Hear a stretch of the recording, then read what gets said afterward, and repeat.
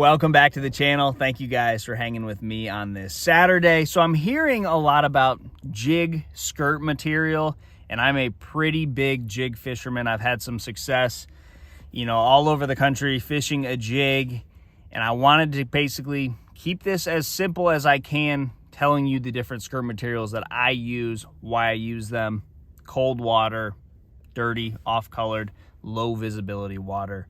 But the biggest thing for me is jig fishing is very simple. I think the more simple you keep it, you need about 2 or 3 trailers, different sizes, different weights, and that's really it. The whole idea behind jig fishing, to me, always has been this way.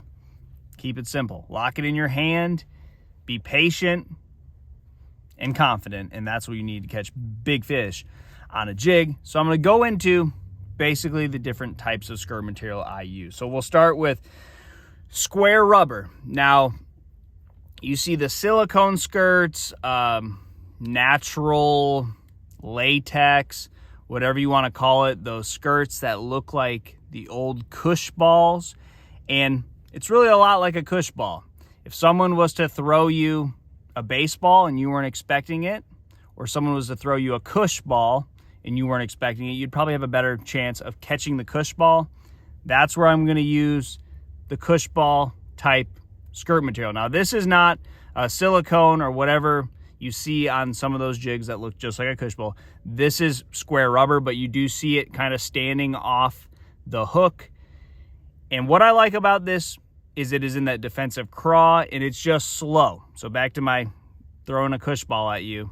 The fish can get it when they're not really seeing, feeling, or wanting to move quickly. So this is strictly going to be if I'm fishing under a dock, or I'm fishing any type of low visibility. Could be a super cloudy day, or in water that there just isn't a whole lot of visibility. Dirty water, cloudy, muddy, just no little visibility. We're talking like a foot or less.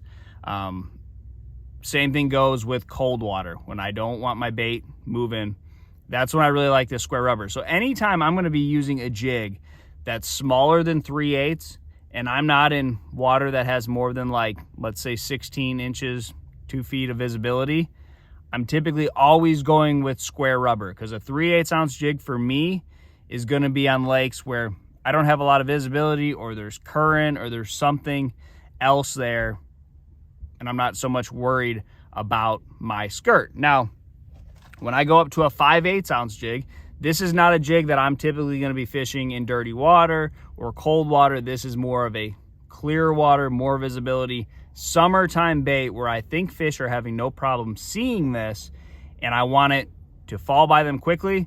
I'm going with just your normal skirt material, normal jig skirt material, because I want this thing to be sleek and fall fast. When I want it to fall slow, that's where I'm going to go with my Super Chunk Juniors, my big salties, small salties. So all these different trailers that are just going to keep this bait slow, I'm going to stay with that program all the way through. Square rubber baits that are just going to be in their face, not moving a whole lot. It doesn't take a whole lot of water to get that skirt to, when the water's warmer, we get above, 60, 65 degrees. I want this bait shooting to the bottom. So I'm going to go through pre-spawn and post-spawn and summer type jigs real quick. So in the pre-spawn, it's all going to be this, if we're talking 48 degree water, I'll even go down to a finesse jig. Same thing, cush ball presentation, where that it's going to be flared out, not moving a whole lot. This would be a jig that I would be fishing in clear water. Green pumpkin with a little bit of orange, with an orange trailer. This is going to be my clear water setup. 2 feet or more visibility.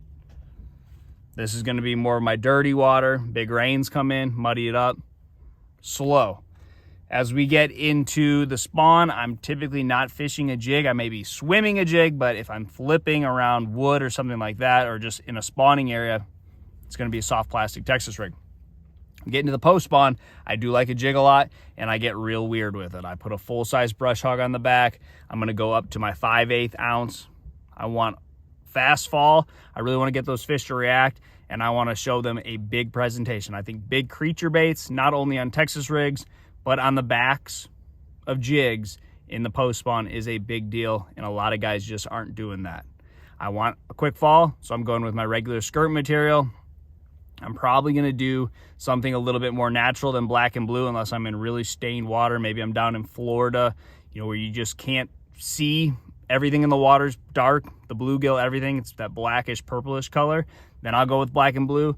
But other places up here where we have a little bit more visibility, we have a greenish stained water, I'm going with my warmouth, my bluegill tints. I think a brush hog does a great job mimicking the size of a bluegill. So this is a big bluegill. Bass love bluegill in the post spawn. So this would be my post spawn jig.